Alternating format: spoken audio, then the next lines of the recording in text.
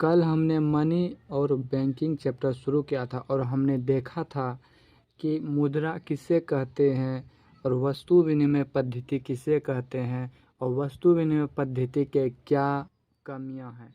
आज देखेंगे मुद्रा के रूप कौन कौन से होते हैं, है ना। तो चलिए हम देखते हैं, इन्हीं उम्मीदों के साथ आज आगे बढ़ते हैं। तो चलिए देखते हैं मुद्रा के रूप, है ना। एक होता है आदेश मुद्रा, एक होता है न्यास मुद्रा। ठीक है, आदेश मुद्रा हम किसे कहेंगे?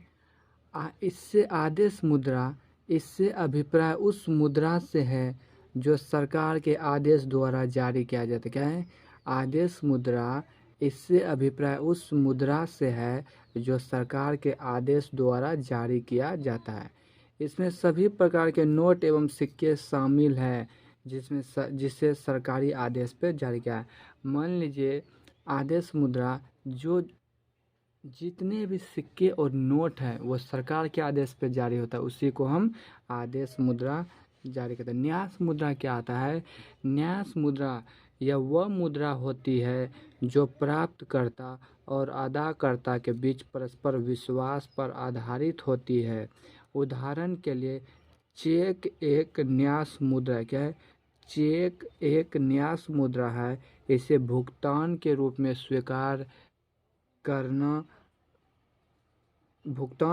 स्वीकार करना विश्वास पर आधारित है, ना कि सरकार के आदेश पर, ना। मतलब कि न्यास मुद्रा या वह मुद्रा है जो प्राप्तकर्ता और अदाकर्ता के बीच परस्पर विश्वास पर आधारित होता है। उदाहरण के लिए चेक को है एक न्यास मुद्रा, इसे भुगतान के रूप में स्वीकार किया भी जा सकता और नहीं भी किया जाता है। इसे हम क्या कहते हैं? न्यास मुद्रा। तो आप एक बार आदेश मुद्रा और न्यास मुद्रा को एक बार देख लीजिए और आगे हम बढ़ते हैं। ठीक है, एक होता है विधि ग्रह मुद्रा। क्या आता है? क्या है? विधि ग्रह मुद्रा। यह ऋण या दायित्व का निर्वाह करने के लिए कानूनी रूप से स्वीकृत मुद्रा होता है। क्या है?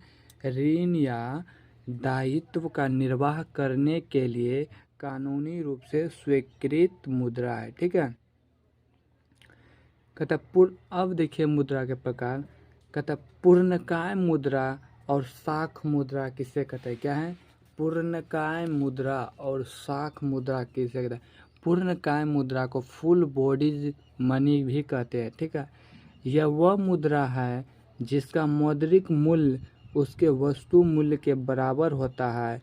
उदाहरण के लिए सोने के सिक्के, चांदी के सिक्के। देखिए मौद्रिक मूल्य, सोने का जितना भाव है उसका कीमत भी उतने है, इसीलिए ये हम कहते हैं पूर्णकाय, मतलब ये पूरा इसका कीमत लगता है। ठीक है, तो पूर्णकाय मुद्रा वह मुद्रा है जिसका मौद्रिक मूल्य और वस्तु का मूल्य दोनों बराबर होता है, उसे पूर्णकाय, जैसे सोने के सिक्के, चांदी। शाख मुद्रा क्या होगा?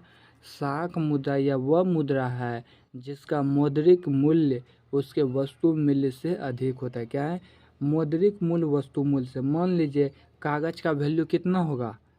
ये ज़्यादा से ज़्यादा 1 रुपया भी नहीं होगा, परंतु उस पर देखिए आपका मौद्रिक मूल्य 2000 का नोट आप देख सकते हैं, 500 का नोट उस पर अंकित रहता है, उसी को हम कहते हैं शाख मुद्रा।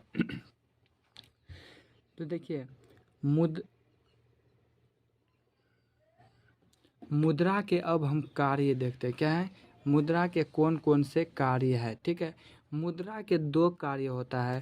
पहला तो होता है प्राथमिक कार्य और दूसरा है द्वितीय कार्य या गौण कार्य। द्वितीय कार्य को ही हम कहते हैं गौण कार्य। ठीक है, प्राथमिक कार्य में क्या होता है?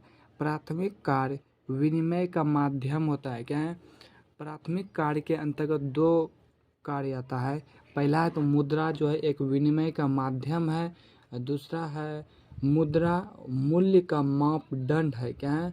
मुद्रा मूल्य का मापदंड है, मूल्य का, या फिर इसी को कहते हैं मूल्य का इकाई। क्या है? मूल्य का इकाई। द्वितीय कार्य या गौण कार्य के अंतर्गत 3 कार्य आता है।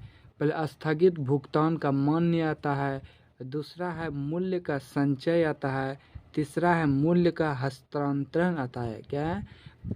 पहला क्या हो गया? स्थगित भुगतान का मान, दूसरा हो गया मूल्य का संचय, तीसरा हो गया मूल्य का हस्तांतरण। ठीक है, तो मुद्रा का कार्य हम देख लिए, प्राथमिक कार्य होता है, द्वितीयक कार्य होता है। आप इसे एक बार अच्छा से देखिए।